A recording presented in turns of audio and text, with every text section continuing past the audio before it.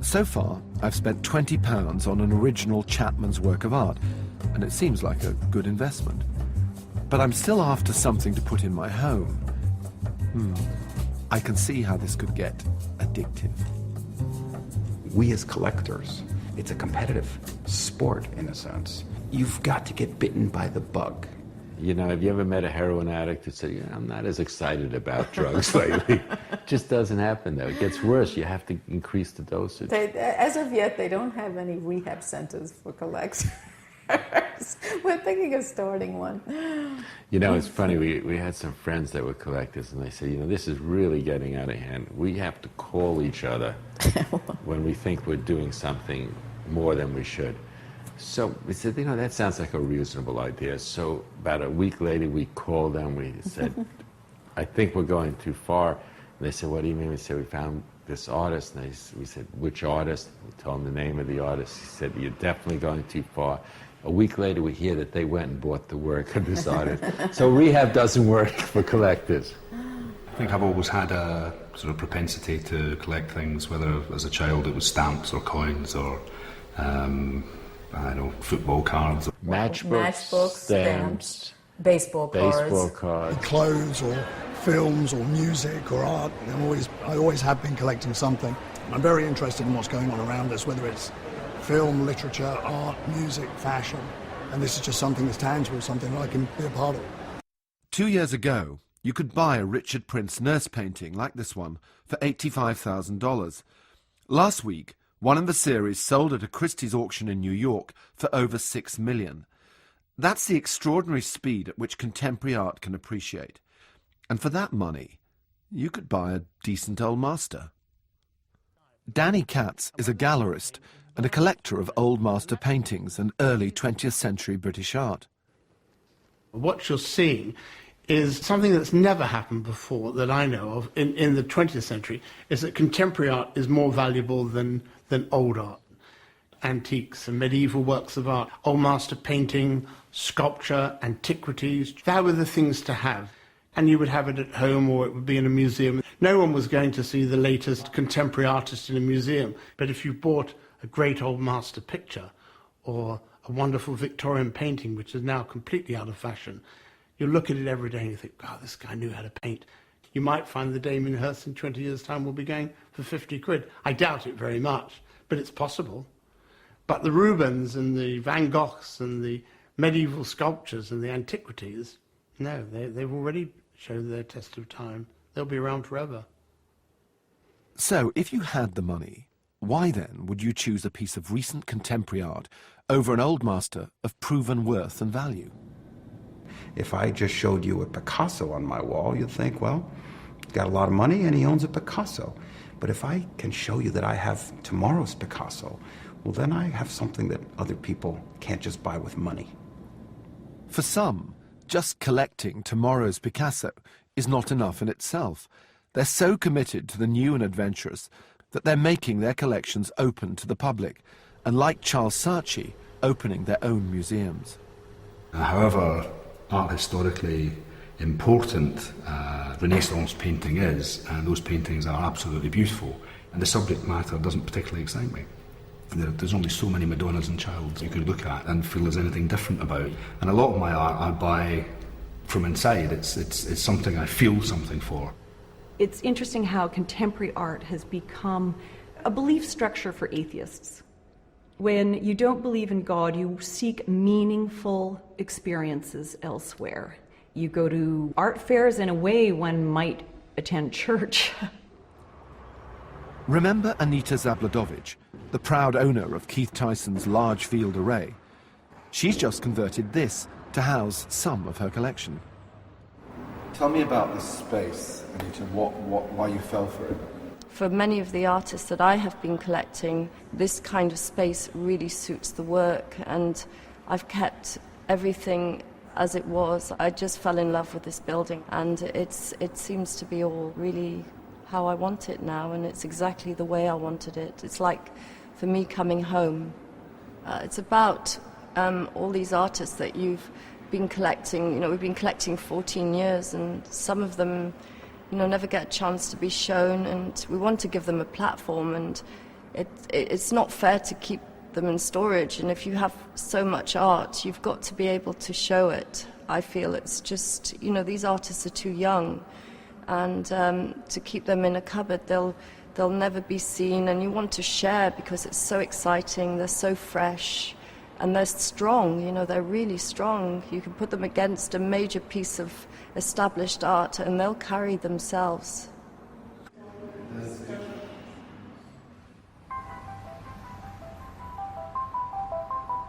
It's not just galleries and art fairs that have come to be dominated by contemporary art.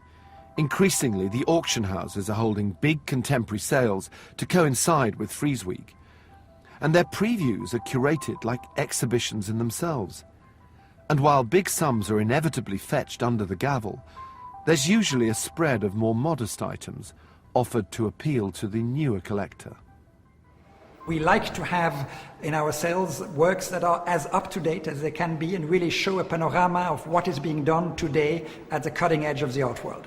So what are the advantages of buying in an auction as opposed to buying direct from a dealer? If you have a young artist that is very sought after, who does 30 paintings a year, it's the gallery owner who decides who are the lucky 30 collectors to whom he's going to sell those works.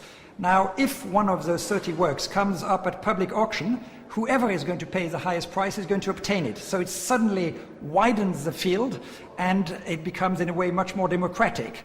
People who are more familiar with the business world and perhaps less familiar with all the intricate information that one might need to know about an individual work of art, they're more comfortable buying an auction.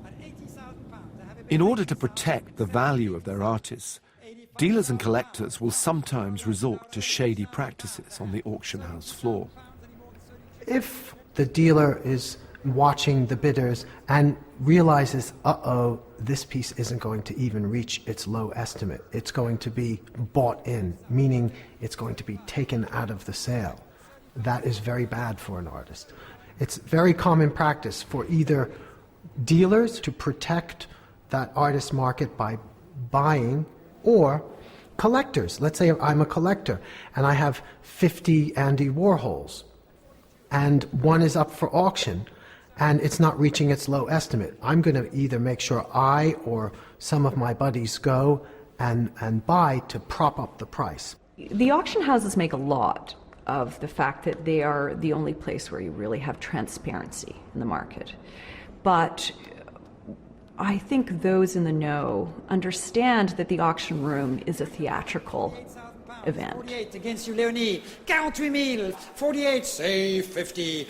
All done. Last chance at £65,000. So, En route home, I chance upon a familiar figure in an unfamiliar location, underneath Edgware Road. It's him. It's Charles Saatchi, the collector's collector.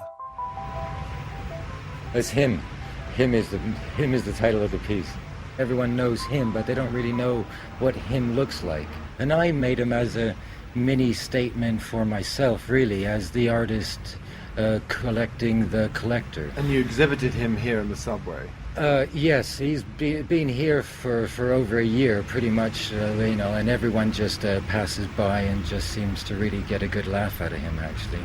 What's coming up now is the hymn book, which is 101 hymns. That's H-I-M as opposed to H-Y-M. Absolutely, 101 hymns. Sad hymn, tag hymn, mother hymn, miss hymn, super hymn, sensational hymn. There's loads of hymns.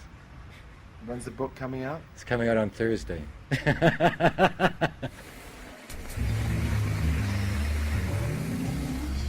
Out of the underground and off to the zoo. Zoo Art Fair. Edinburgh has its fringe, and so does Frieze. If you're really after the cutting edge of young art, this is the place to come. Ah, it's him again. Can't get away from him.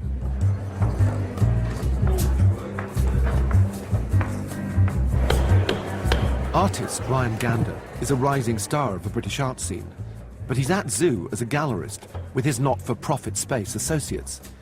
Their artists operate more at the conceptual end of the art spectrum. How much have you got to spend? I've got £5,000. I've got to work for £5,000. If you buy this wheel, he'll cycle to Paris and fill it up with Paris air and cycle back and give you the wheel. So you buy the object, but you buy his journey. It's an edition of 3, £5,000. I could probably do you a small discount. And this is a diary he buys the Sun newspaper every day, and this is the Un from Sun. The from Sun. The Un and glues it down. So this is a diary of him travelling to the newsagents every day, buying the newspaper. And if you buy it, he continues it for you and sends you the other sheets underneath. And inside here, there's page 3 girls that have been wrapped in doll's house paper. And then there's these... Wait a minute, I still can't see the page 3 girls. Ah. What's the relevance of the sticks, is my question. You mean you don't know what the relevance of the sticks are? In the gallery, they went on the step and they showed some navigation path for the spectator to take through the gallery. Okay, those are the steps. It's blazingly obvious to anybody, isn't it? Those are the steps that go up to the gallery, and if you haven't noticed and didn't know that, you shouldn't be here. Pyjamas by Matthew Smith. This one's alive. Alive? And there's one over there that's dead. 1,200 the pyjamas. Did he make the pyjamas? No, he bought them in Selfridges. He bought... Isn't that... Is that wrong? No, I don't think it's wrong. No, I'm not there's going a to be sneaky bit unsophisticated of about it. craftsmanship in the folding there.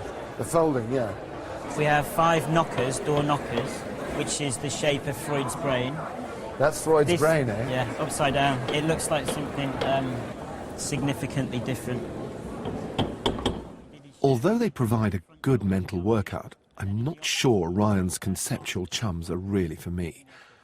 I make my excuses and leave in search of myself, or at least a version. A few weeks before, I came across the work of artist Boo Ritson at an East London gallery and her unique approach to painting people. I wondered what she might make of me.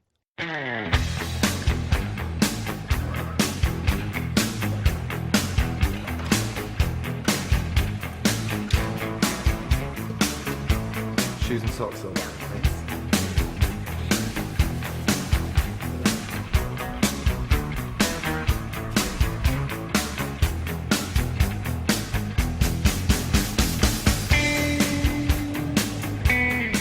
What made you choose private eye for me? I read that you said that you felt like the best description of you was as a detective.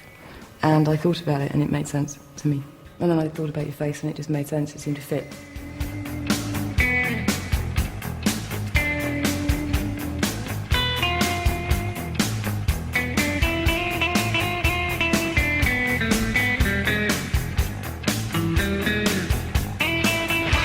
You become an imposed American cultural stereotype, so you're the picture to the extent that the topography of your face provides the unique canvas, but the character imposed is other than you.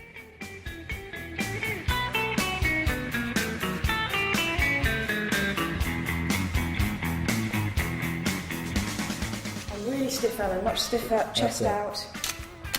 Angle the top of your head to your right. Let's speed this up a bit, yeah?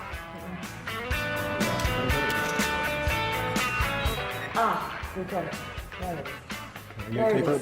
There it is. So what happens to the picture now, Boo? I take it to my printer, we look at all of the images we've taken, interfere with it as little as possible, then it goes off for framing and it's straight on the wall within a few weeks at zoo.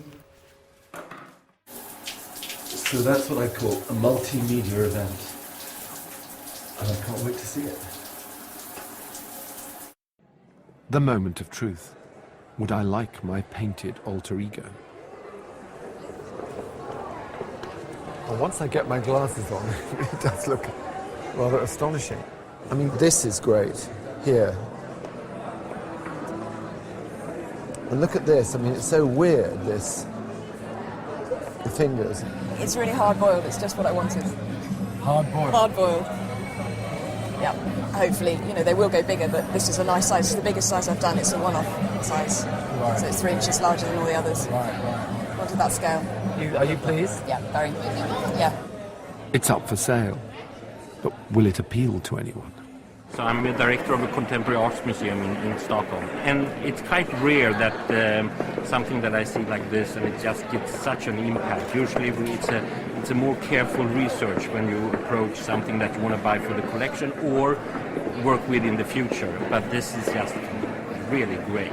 I hope it sits well in the museum and you don't regret your purchase. No, I won't.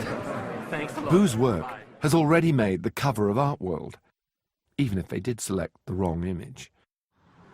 Back to Regent's Park, and the search continues for a work of art. Decision time is looming. I have one last chance to look around. What's the price of that? That's £4,000. But it's on reserve at the moment. Is it well like that? That was a line I was beginning to hear everywhere. But then, something else catches my eye. Is this George Henry Longley? I mean, this I'm sure is out of my range. I've only got up to £5,000, but that's a beautiful piece. But it's an edition of 3 and it's £3,500. So. Is it really? Yeah. Well, that's a bit of a bolt from the blue, because I'm immediately struck by how beautiful an object it is. Yeah. I mean, this origin is a ladder. That's what he was thinking about.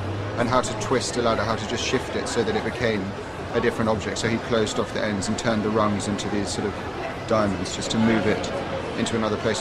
Where did you come across George Henry's work? At Central St Martin's at the MA show. And I was told to go down there by Ryan Gander. Do you know Ryan's work? Yeah. I didn't think I'd get his sculpture. I didn't think I could afford to get a sculpture. I shouldn't say that to you. But I must say it sort of immediately appeals to me. So I'll get back to you, Tom. Okay? Just hold on to it for me. I will, absolutely. There's a call I need to make. Ryan, it's Alan Yentob here. Hi. Hi, how are you? And I've seen the work unexpectedly of one of your protégés, so I hear, called George Henry Longley. George, yeah. Have you spent your money yet? No. No? How much is that ladder? Well, it's surprisingly reasonable. It's £3,500. I thought it was going to be out of my range. It's reasonable at the moment, but it won't be that price for long, I don't think. George is great. I'd go for it, definitely. Oh, all right, well, thanks, Ryan. I'm just about to decide. So. Go on, do it. Okay. Okay. All right. I'll speak to you soon. Speak to you soon. Bye. Thanks. Take care. Bye. Cheers. Bye. So Ryan says yes. He says it won't be that price for long. So. Okay. Decision time. My advice to anyone collecting art: buy art because you love it and you enjoy it, but don't ever think it's going to earn you money, because it might bite you in the face. I think with art, the more time you spend with something, the more you get back. But if you really take to it and you really like it, that's a really great visceral gut reaction to something. That's as good as any other reason. It's about that moment when you said, it's profound, I must have it. Why, I don't know, but it's profound, you must have it.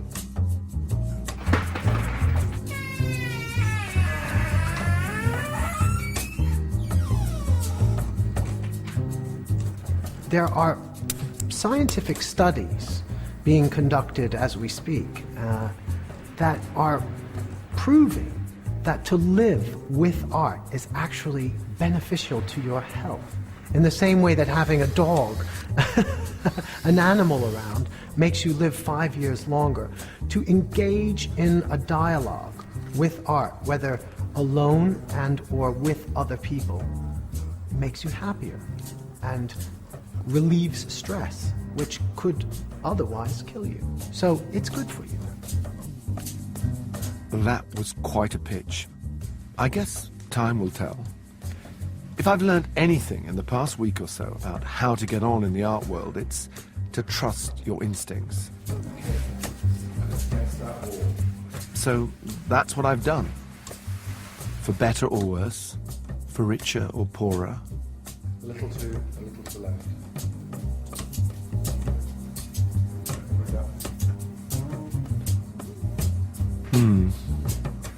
I wonder what the children will make of it.